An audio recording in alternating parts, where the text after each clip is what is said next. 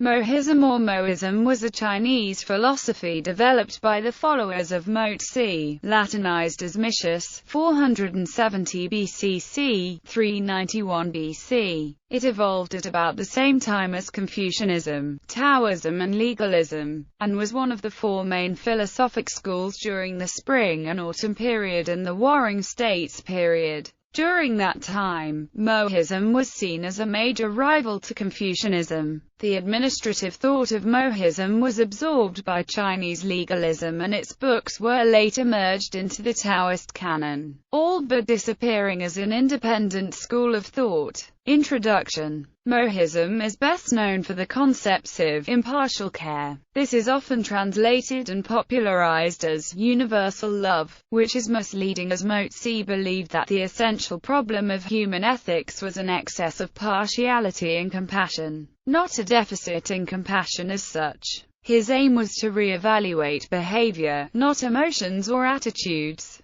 The Mohists formed a highly structured political organization that tried to realize the ideas they preached. The writings of Mo Tzu, like Confucians, they hired out their services not only for gain, but also in order to realize their own ethical ideals. This political structure consisted of a network of local units in all the major kingdoms of China at the time, made up of elements from both the scholarly and working classes. Each unit was led by a Juzi. Within the unit, a frugal and ascetic lifestyle was enforced. Each Juzi would appoint his own successor. Mohists developed the sciences of fortification and statecraft, and wrote treatises on government, ranging in topic from efficient agricultural production to the laws of inheritance. They were often hired by the many warring kingdoms as advisors to the state. In this way, they were similar to the other wandering philosophers and knights-errant of the period.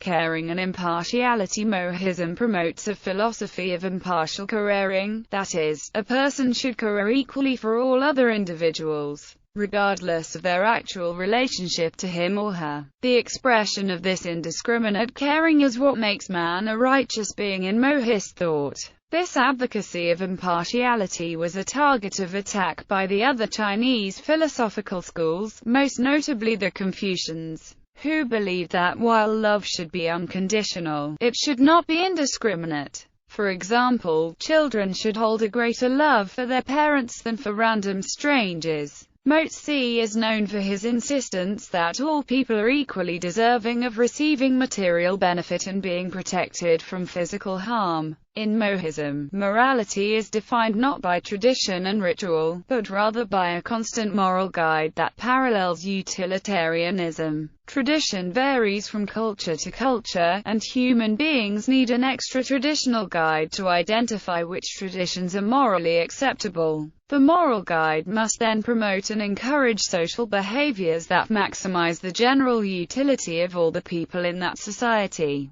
State consequentialism. It is the business of the benevolent man to seek to promote what is beneficial to the world and to eliminate what is harmful, and to provide a model for the world. What benefits he will carry out, what does not benefit men he will leave alone. Unlike hedonistic utilitarianism, which views pleasure as a moral good, the basic goods in Mohist consequentialist thinking are order, material wealth, and increase in population. During Mo Tzu's era, war and famines were common, and population growth was seen as a moral necessity for a harmonious society. The material wealth of Mohist consequentialism refers to basic needs like shelter and clothing. Stanford sinologist David Shepard Niverson, in the Cambridge History of Ancient China, writes that the moral goods of Mohism are interrelated. More basic wealth, then more reproduction; more people, then more production and wealth. If people have plenty, they would be good, filial, kind, and so on unproblematically. In contrast to Bentham's views,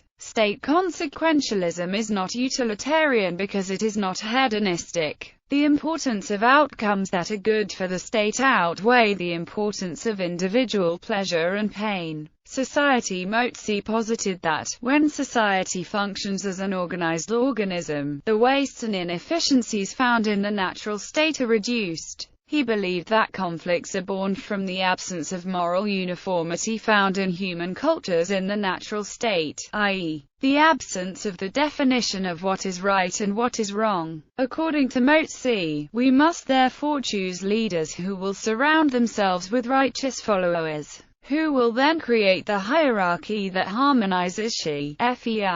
In that sense, the government becomes an authoritative and automated tool, assuming that the leaders in the social hierarchy are perfectly conformed to the ruler, who is perfectly submissive to heaven. Conformity in speech and behavior is expected of all people. There is no freedom of speech in this model. However, the potentially repressive element is countered by compulsory communication between the subjects and their leaders. Subjects are required to report all things good or bad to their rulers. Mohism is opposed to any form of aggression, especially war between states. It is, however, permissible for a state to use force in legitimate defense. Meritocratic government. Mo Tzu believed that the norm of handing out important government responsibilities to one's relatives regardless of capabilities, as opposed to those who were best equipped to handle these responsibilities, restricted social mobility.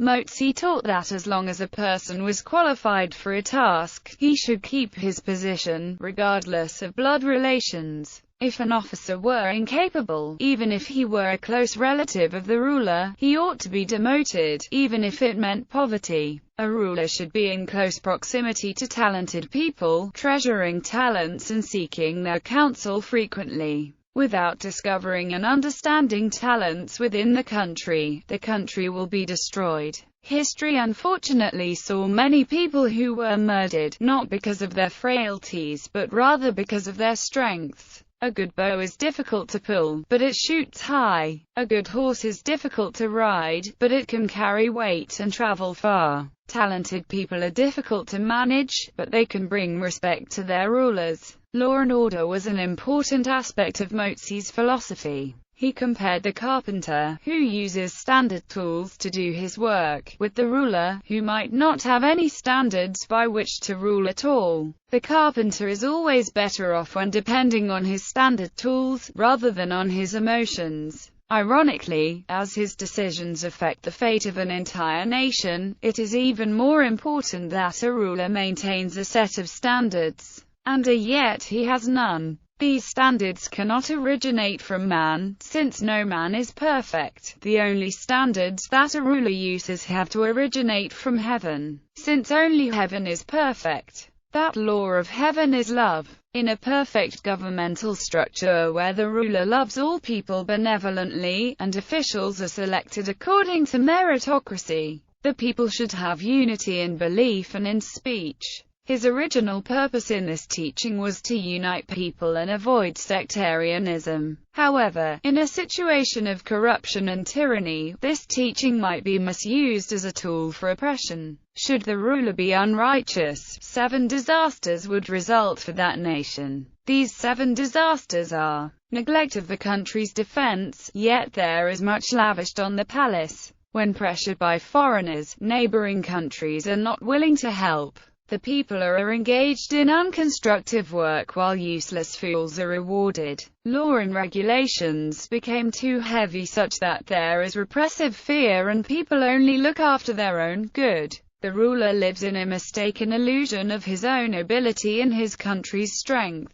Trusted people are not loyal, while loyal people are not trusted. Lack of food. Ministers are not able to carry out their work. Punishment fails to bring fear and reward fails to bring happiness. A country facing these 7 disasters will be destroyed easily by the enemy. Rather than standards of national wealth which are rationalized in terms of first world development, industrialization, capital and assets appreciation, trade surplus or deficit, the measure of a country's wealth in Mohism is a matter of sufficient provision in a large population. Thriftiness is believed to be key to this end. With contentment with that which suffices, men will be free from excessive labor, long-term war and poverty from income gap disparity. This will enable birth rate to increase. Mo Tzu also encourages early marriage. supernatural forces. Rulers of the period often ritually assign punishments and rewards to their subjects in spiritually important places to garner the attention of these spirits and ensure that justice was done. The respect of these spirits was deemed so important that prehistoric Chinese ancestors had left their instructions on bamboo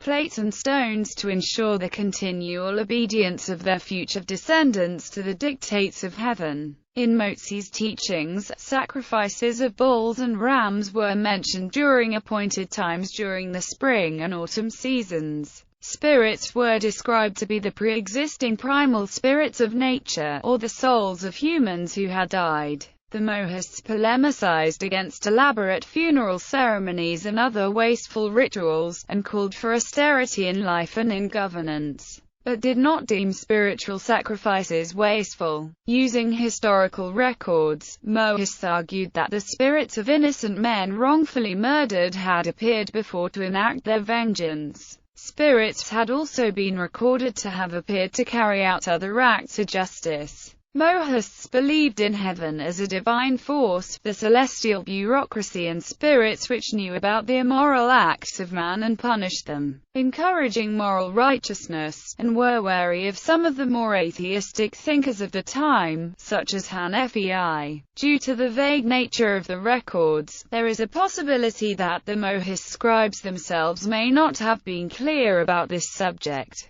Against fatalism, Mo Tzu disagrees with the fatalistic mindset of people, accusing the mindset of bringing about poverty and suffering. To argue against this attitude, Mo Tzu used three criteria to assess the correctness of views. These were: assessing them based on history, assessing them based on the experiences of common, average people, assessing their usefulness by applying them in law or politics. In summary, fatalism, the belief that all outcomes are predestined or fated to occur, is an irresponsible belief espoused by those who refuse to acknowledge that their own sinfulness has caused the hardships of their lives. Prosperity or poverty are directly correlated with either virtue or sinfulness, respectively, not fate. Mo Tzu calls fatalism a heresy which needs to be destroyed. Against ostentation, by the time of Mo Tzu, Chinese rulers and the wealthier citizens already had the practice of extravagant burial rituals. Much wealth was buried with the dead, and ritualistic mourning could be as extreme as walking on a stick hunchback for 3 years in a posture of mourning. During such lengthy funerals, people are not able to attend to agriculture or care for their families, leading to poverty. Mo Tzu spoke against such long and lavish funerals and also argued that this would even create resentment among the living. Mo Tzu views aesthetics as nearly useless. Unlike Confucius, he holds a distinctive repulsion to any development in ritual music and the fine arts. Mo Tzu takes some whole chapters named "Against Music" to discuss this. Though he mentions that he does enjoy and recognize what is pleasant, he sees them of no utilization in terms of governing, or of the benefit of common people. Instead, since development of music involves man's power, it reduces production of food. Furthermore, appreciation of music results in less time for administrative works. This overdevelopment eventually results in shortage of food, as well as anarchism. This is because manpower will be diverted from agriculture and other fundamental works towards ostentations. Civilians will eventually imitate the ruler's lusts, making the situation worse. Mo Tzu probably advocated this idea in response to the fact that during the Warring States period, the joking and the aristocrats spent countless time in the development of delicate music while ordinary peasants could hardly meet their subsistence needs. To Mo Tzu, bare necessities are sufficient. Resources should be directed to benefit man. The logicians. One of the schools of Mohism that has received some attention is the logician school, which was interested in resolving logical puzzles. Not much survives from the writings of this school, since problems of logic were deemed trivial by most subsequent Chinese philosophers.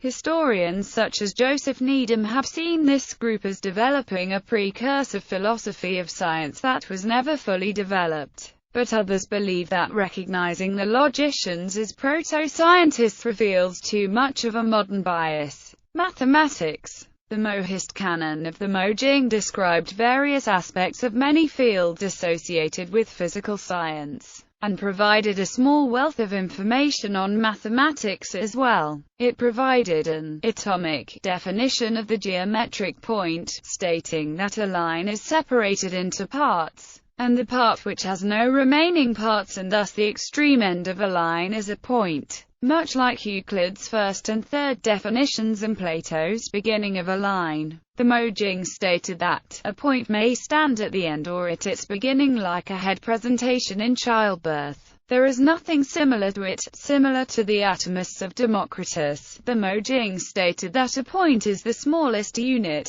and cannot be cut in half, since nothing cannot be halved. It stated that two lines of equal length will always finish at the same place, while providing definitions for the comparison of lengths and for parallels, along with principles of space and bounded space. It also described the fact that planes without the quality of thickness cannot be piled up since they cannot mutually touch. The book provided definitions for circumference, diameter, and radius, along with the definition of volume. Siege engineers. One consequence of Mohist understanding of mathematics and the physical sciences, combined with their pacifist philosophy and skills as artisans, was that they became the preeminent siege engineers during the period prior to the keen unification of China, capable of both reducing defenses and holding cities. They believed in aiding the defensive warfare of smaller Chinese states against the hostile offensive warfare of larger domineering states.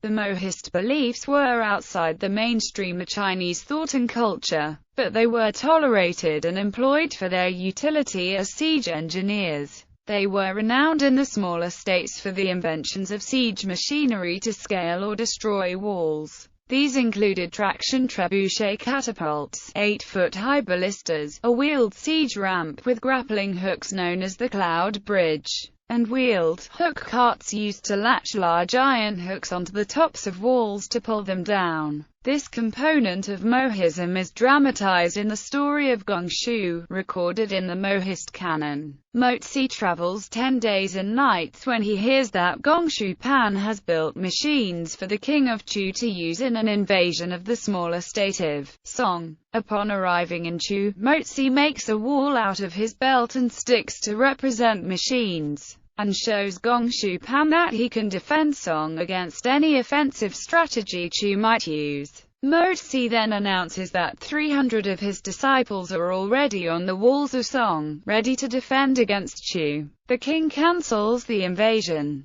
Decline. With the unification of China under the Qin, China was no longer divided into various states constantly fighting each other. Where previously the Mohists proved to be an asset when putting a city under siege, or defending a city against an external threat, without wars, and in particular siege wars, there was no more need for their skills. The Stanford Encyclopedia of Philosophy suggests, in addition to the decline of siege warfare, the major factor is probably that as a social and philosophical movement, Mohism gradually collapsed into irrelevance. By the middle of the former Han Dynasty, the more appealing aspects of Mohist thought were all shared with rival schools. Their core ethical doctrines had largely been absorbed into Confucianism, though in a modified and unsystematic form. Key features of their political philosophy were probably shared with most other political thinkers, and the trademark opposition to warfare had been rendered effectively redundant by unification. The philosophy of language, epistemology, metaphysics, and science of the later Mohist canons were recorded in difficult,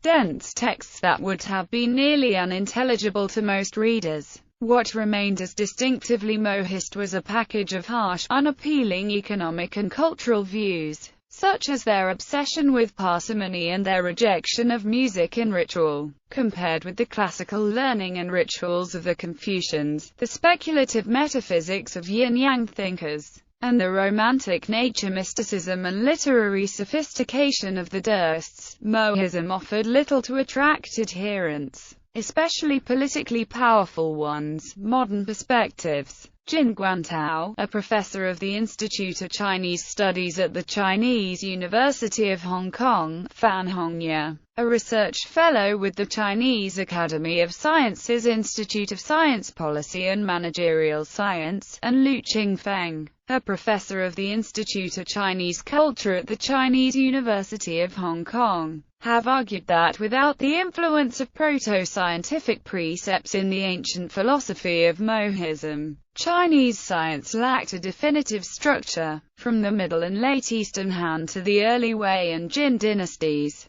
the net growth of ancient Chinese science and technology experienced a peak. Han studies of the Confucian classics, which for a long time had hindered the socialization of science, were declining. If Mohism, rich in scientific thought, had rapidly grown and strengthened, the situation might have been very favorable to the development of a scientific structure. However, this did not happen because the seeds of the primitive structure of science were never formed. During the late Eastern Han, disastrous upheavals again occurred in the process of social transformation, leading to the greatest social disorder in Chinese history. One can imagine the effect of this calamity on science.